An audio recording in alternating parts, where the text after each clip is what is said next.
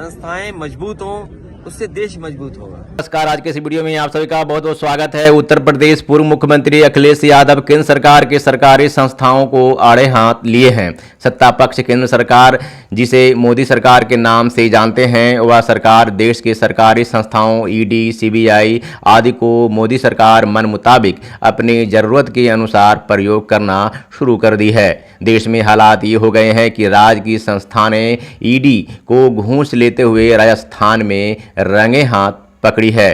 केंद्र सरकार के इन संस्थाओं को बदहाल स्थिति को देखते हुए उत्तर प्रदेश पूर्व मुख्यमंत्री अखिलेश यादव इसको लेकर केंद्र सरकार पर तीखा प्रहार किए हैं।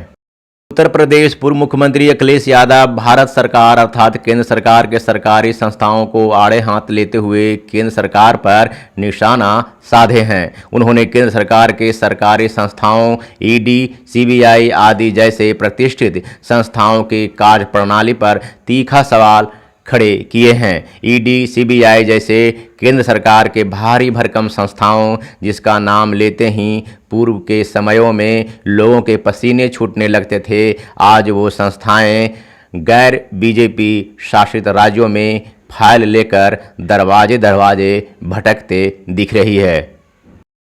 हालांकि समाजवादी पार्टी प्रमुख Akhilesh Yadav ED, CBI, income tax आदि संस्थाओं का नाम लेकर उसे बदनाम करने, इसे निकम्मा साबित करने या फिर इसके नकारात्मक कार्यों का हवाला देते हुए केंद्र सरकार पर प्रहार नहीं किए हैं, बल्कि इन सरकारी संस्थाओं में सुधार लाकर इसे मजबूत और पारदर्शी बनाने को लेकर केंद्र सरकार की मोदी सरकार पर तीखा प्रहार किए हैं। केंद्र सरकार के ईडी, सीबीआई, इनकम टैक्स आदि संस्थाओं के साथ साथ भारतीय प्रेस की स्वतंत्रता को लेकर केंद्र सरकार पर समाजवादी लीडर तीखा प्रहार किए हैं। उत्तर प्रदेश पूर्व मुख्यमंत्री अखिलेश यादव केंद्र सरकार को आड़े हाथ लेते हुए मोदी सरकार को नसीहत दिए कि केंद्रीय संस्थाएं मजबूत हों, उससे देश मजबूत होगा। संस्थाएं निष्पक्ष होंगी तो संस्थाओं के प्रति जनता का भरोसा बढ़ेगा।